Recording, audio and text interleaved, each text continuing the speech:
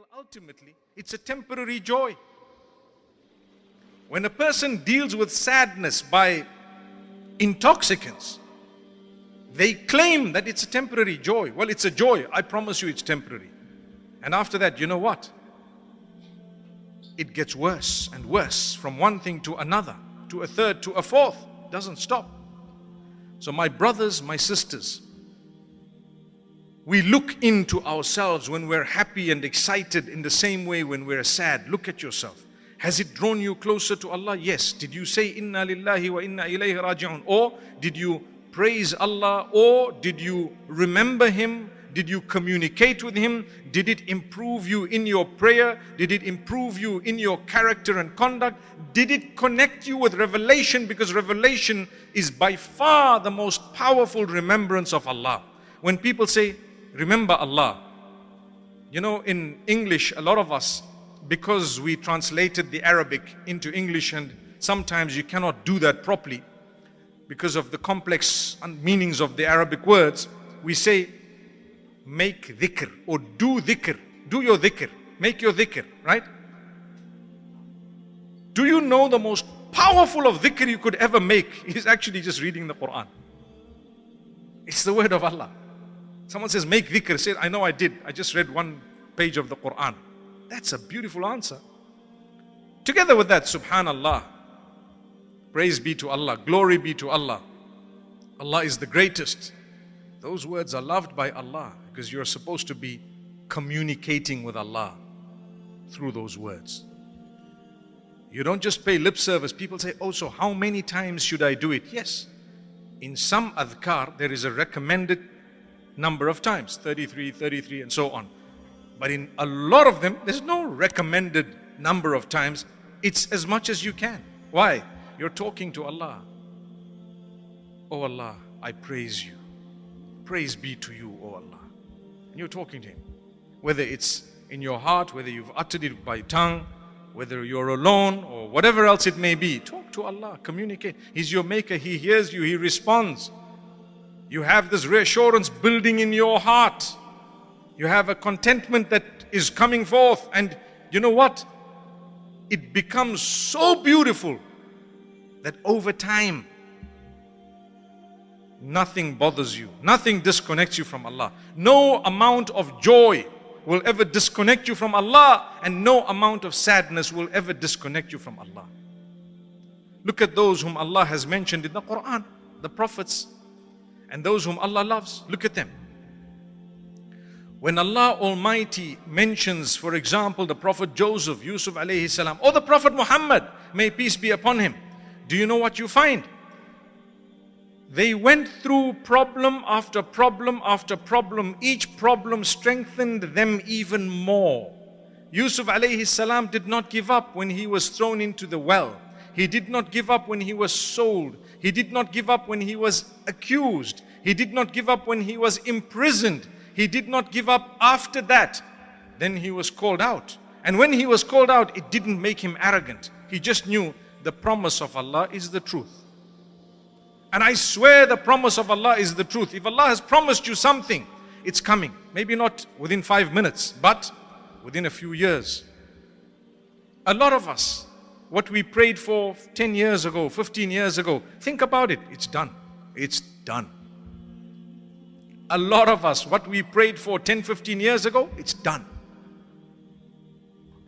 And sometimes if Allah wants, you pray for something because He loves you, He doesn't give it to you. Because He knows what's going to happen. It does happen. You know, Ibn al-Qayyim rahimahullah, he mentions this in one of his books, and I love talking about it because it's so true. He says Allah is the most merciful. And out of the mercy of Allah upon a slave is when he is calling out to Allah. While Allah has favored him to be in a beautiful situation, he's calling out to Allah to remove him from that condition to another condition that he assumes is better for him, but Allah knows this one here is better for you.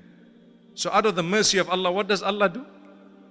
What does mercy dictate? Does mercy dictate that I remove you from here and put you into something I know is bad for you? Or does mercy dictate that I leave you where you are because it's a bigger blessing and a gift for you? Tell me.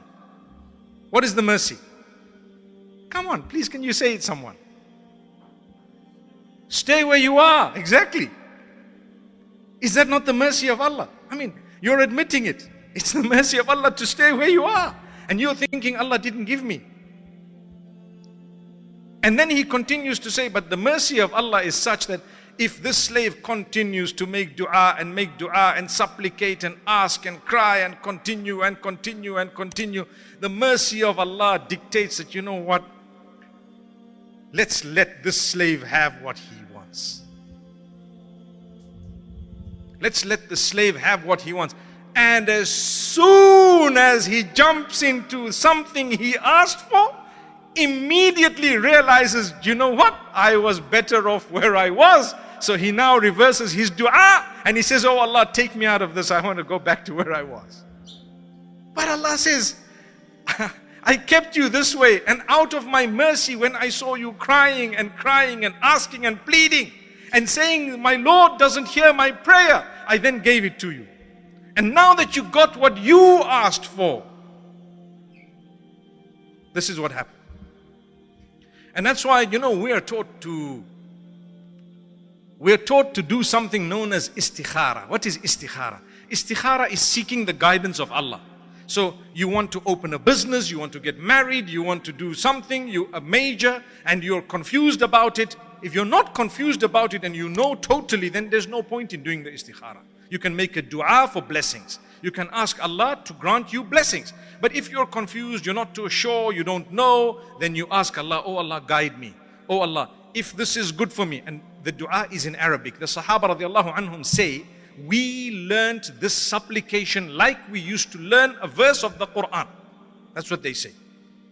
So it's important to know it. What does it say? Oh Allah, I seek your guidance from your knowledge. And I seek your guidance from your power, for you know and we don't know. And you are all powerful and we're not. You're able and we're not. And you are the knower of the unseen, we don't know the unseen. That's how the supplication goes. Then it says, oh Allah, if you know that what I'm trying to achieve is better for me in my life, in my deen means my faith and my future and so on, including my hereafter, everything obviously, then make it easy for me, facilitate it for me, open my doors and grant me blessings in it.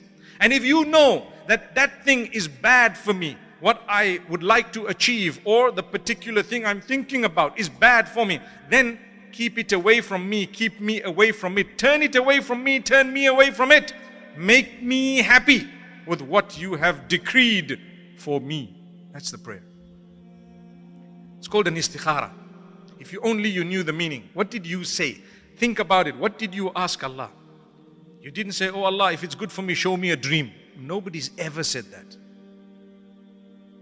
A lot of people believe that, you know. You might get a good sign or two. Yes, no harm. But you actually need to know. People say, how do I know the response of my istikhara? Go back and find out what you said. That's the response. You said, oh Allah, if it's good for me, make it easy and facilitate it. Open the doors. So you get up the following morning and mashallah, the doors are opening one after the other. That's a sign. Allah's starting to open your doors. You get up the following morning and your doors are closing one after the other. That's a sign. Allah's closing the doors. That's what it is. That's istikhara. So people say, well, I did this istikhara. Yes, you did. And you know what? I had a positive response. But now all the doors are closed. What do they mean? I saw a dream, things were green. I saw a posh, plush garden, beautiful horses. Did you say, oh Allah, if this is good for me, show me a green garden with beautiful horses? You said, oh Allah, open the doors are closed. Close your eyes again. Gardens will turn. They become brown, dry. You won't see horses anymore, you probably see donkeys. Allah grant us ease. So you need to know, because people say, I'm sad because I did an istikhara and this istikhara was so positive. hang on, did you understand how to look into an istikhara? If the doors were closing, it means it's negative. Let go, it's okay. My brothers, my sisters, a statement I want to make this evening. Powerful. Do not allow yourself to get attached to something you found on earth to the degree that when it's taken away from you, you're totally lost. Did you hear what I just said? It's tough. Let me word it better. Instead of saying do not allow, try your best not to allow. Maybe that's more human, right?